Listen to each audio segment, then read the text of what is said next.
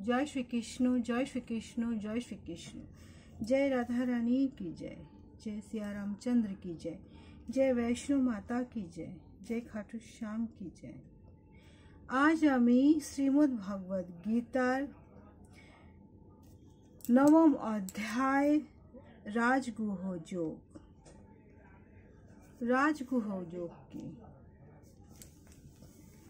রাজগুহ যোগ হচ্ছে গুরুতম জ্ঞান, মানুষের শুদ্ধ ভক্তি পুনর্জীবিত করার ফলে শ্রীকৃষ্ণ পরমধামে তার প্রত্যাবর্তন সম্ভব হয় রাজগুহ যোগের ফলে। আজ রাজগুহ যোগের প্রথম শ্লোক। শ্রী ভগবান উবাচঃ, ঠাকুর বলছেন, ইদং তু তে গৃহত্তমঃ প্রবক্ষ্যামি অনুসৃহবে জ্ঞানম বিজ্ঞানম সহিতম যতঃ জ্ঞাত্বা মোক্ষস্যৈ শুভভয়তঃ। অনুবাদ। পরমেশ্বর ভগবান বলেন, হে অর্জুন, তোমার যে নির্মল হৃদয়, সেই জন্যই আমি তোমাকে পরম বিজ্ঞান সমাবৃত সবচেয়ে গোপনীয় জ্ঞান উপদেশ করছি।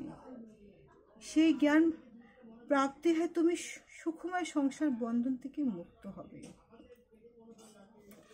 এই যে অর্জুন যখন যুদ্ধ করতে চায়নি, নিজের গান্ডীবটাকে সে রেখে দিয়েছে, তখন ভগবান তাকে সেই কুরুক্ষেত্রে সেই পবিত্র মাটিতে শ্রীমদ্ ভগবতের গীতার জ্ঞান দিচ্ছে। এই রাজগুহর যোগে উনি বলছেন কি, প্রথম অধ্যায় স্বরূপ দেওয়া হলো, তৃতীয় অধ্যায় হচ্ছে পারমার্থিক জ্ঞানকে গুহ বলা হয়, আর অষ্টম অধ্যায় ভক্তিযোগের সঙ্গে বিশেষভাবে যুক্ত, এবং যেহেতু তার প্রভাব কৃষ্ণ ভাবনা বিকশিত হয়। কৃষ্ণ ভাবনা কি?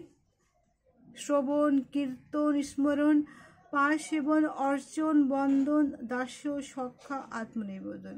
ভক্তিযোগের এই 9টি অঙ্গের অনুশীলন করার ফলে চিন্ময় চেতনা এবং কৃষ্ণ ভাবনা উন্নীত হয়ে যায়।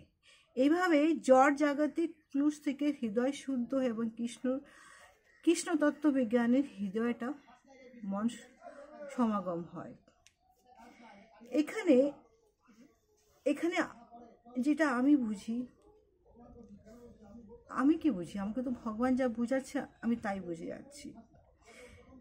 এখানে যারা ঈশ্বর প্রাণ ব্যক্তি কখনো ভগবত গীতার ব্যাখ্যা করতে পারে না, অথবা কৃষ্ণ তত্ত্ব বিশ্লেষণ করতে পারে না।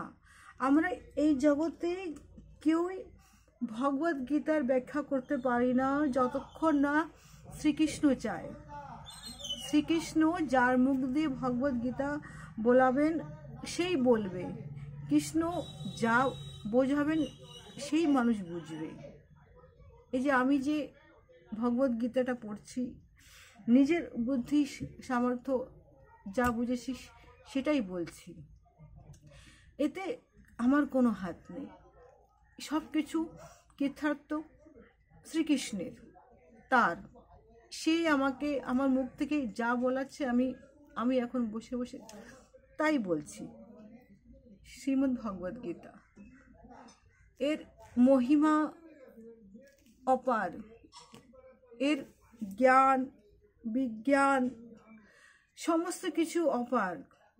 শ্রীমদ্ ভগবত তত্ত্বজ্ঞান সব কিছু অপার শ্রীমদ্ ভগবদ গীতার। শ্রীকৃষ্ণ যার মুখ থেকে যা বলায় মানুষ তাই করে, আমিও তাই করেছি। আজ থেকে 2 বছর আগে আমি কোনোদিন ভগবদ গীতার কল্পনা করতে পারিনি কি আমি শ্রীমদ্ ভগবদ গীতা পড়বো আর আজ এইভাবে ব্যাখ্যাও করব। জীবনে কিছু একটা হলো যার ফলে আমি গীতার কে নিজের হাতে নিলাম, শ্রীকৃষ্ণের স্বর্ণাপন্ন হলাম। সবই কৃষ্ণের মহিমা, সবই কৃষ্ণের মহিমা। জয় শ্রীকৃষ্ণ, জয় শ্রীকৃষ্ণ, জয় শ্রীকৃষ্ণ।